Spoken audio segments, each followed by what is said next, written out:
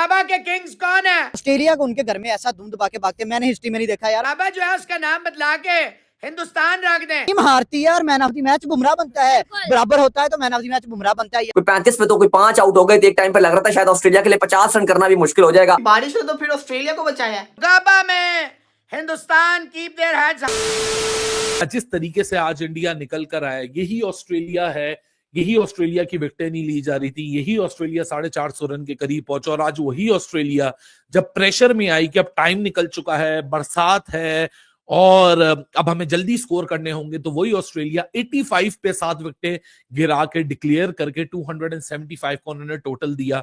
I wish कि आज बारिश ना होती और ये पूरा गेम होता। बड़ा मजा आता देखने में कि इंडिया इस चैलेंज को टेकअप कैसे करता है। यू नेवर नो, शायद इस टोटल के करीब भी पहुंच जाता, हो सकता है लड़क जाता, लेकिन जो चीज हुई नहीं और हम उस पर स्पेकुलेशन ही कर सकते हैं, अजम्पशंस ही लगा सकते हैं, ये नहीं होता तो वो हो जाता, वो नहीं होता तो ये हो जाता।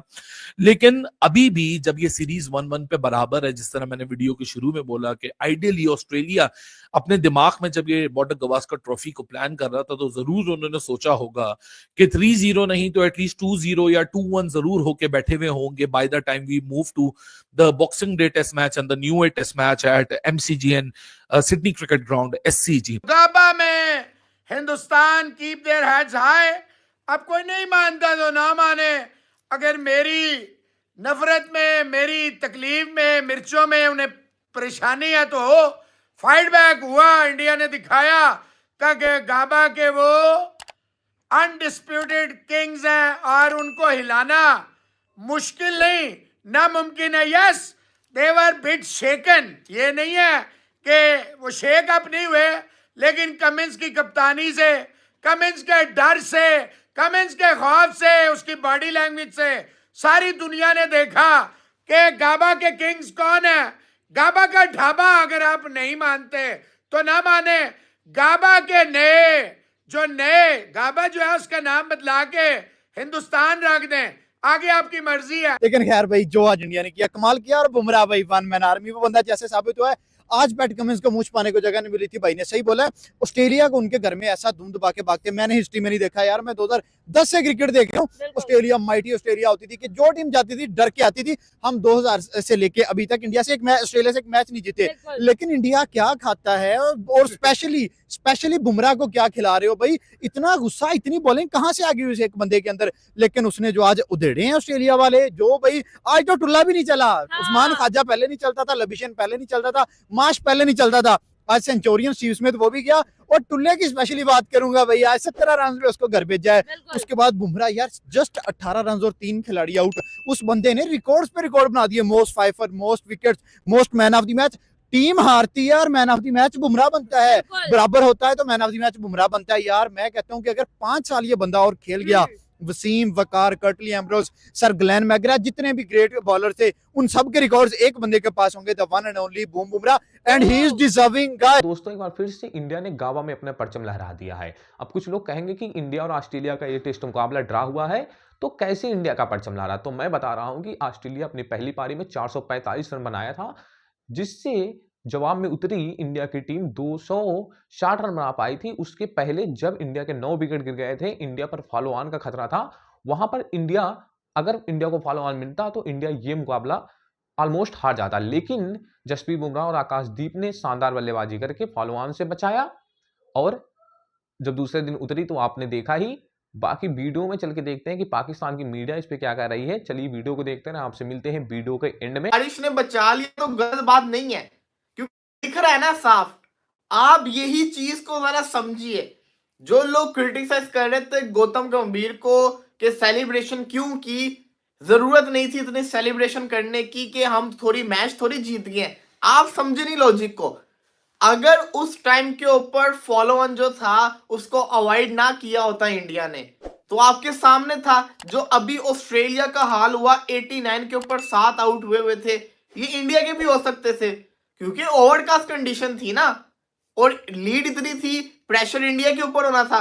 तो विकेट गिरती तो इंडिया ऑल आउट भी हो सकता था, मैच ऑस्ट्रेलिया जीत सकता था। वो जो फॉलो ऑन को अवॉइड करवाया गया जसप्रीत बुमराह और आकाशदीप की तरफ से, उससे क्या हुआ कि ऑस्ट्रेलिया को बैटिंग करनी पड़ी। ऑस्ट्रेलिया ने 18 ओवर के अंदर 89 किया 7 विकेट्स के नुकसान के ऊपर। 274 का टारगेट था, 54 ओवर्स पड़े हुए थे, 54 ओवर्स के अंदर 274 था।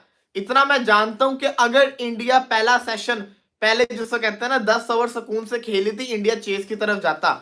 इंडिया ने चेस की तरफ जाना था और ये मुमकिन भी था, क्योंकि मुमकिन इसलिए था कि सामने वाली टीम के जो मेन बॉलर था जॉश हेजलवुड, वो बाहर था, उनके पास सिर्फ 2 बॉलर्स थे। तो यहां से इस मैच को जीत जाने का चांस भारत के पास भी था। तो मैं तो यही कहूंगा कि भी बारिश हो तो फिर ऑस्ट्रेलिया को बचाया है। जब मैच एंड हुआ, इवन इंडिया इस मैच में जीतने के करीब आ सकता था। जो 54 ओवर्स में 275 चाहिए थे, इवन इंडिया इस मैच को जीत सकता था इस टाइम। तो बहुत ही शानदार वो सिचुएशन ऐसी बनती ना कि आपको पूरा दिन मिलता और फिर 275 रन होते और 50 ओवर होते, फिर मैच बहुत इंटरेस्टिंग हो जाता। जैसे 50 ओवर अगर कंप्लीट होने होते फिर मजा बहुत आता है इस मैच में।